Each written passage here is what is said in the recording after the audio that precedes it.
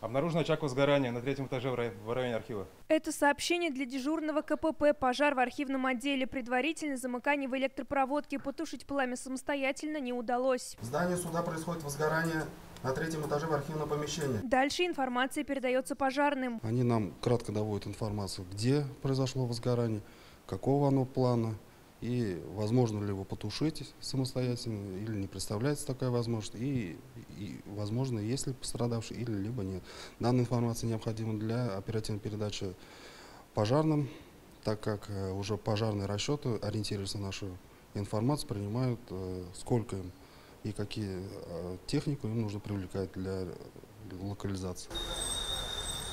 Через 5 минут на место прибывают пожарные. Им известно, в здании находятся двое пострадавших. Задача найти и вывести их. Остальные 34 сотрудника эвакуировались самостоятельно. Такие учения – это проверка готовности не только экстренных служб, но и коллектива. В первую очередь собираемся и выбегаем, чтобы остаться в живых. Самое главное – выбежать успеть. Инструктаж должен проводиться для того, чтобы не было таких нюансов, как с Крокус-Сити. Сегодня на ликвидацию пожара потребовалось полчаса, на эвакуацию чуть меньше 3 минут. Больше времени, скорее всего, занимает оповещение служб.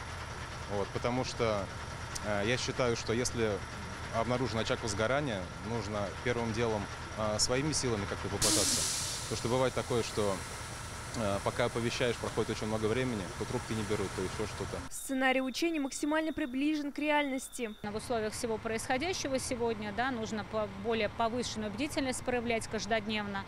В здании суда, еще раз повторюсь, посещает достаточно много людей, и поэтому очень важно, вообще самое главное, наверное, итог и сегодняшнего мероприятия, чтобы жизни были сохранены, поэтому, конечно, стараемся к этому серьезно относиться. В завершении учения оценили работу спасателей, детально разобрали действия приставов. Дальнейшая задача – сокращение временных показателей. Адель Закирова, Ирина Хабибуллин, ТНВ Альметьевск.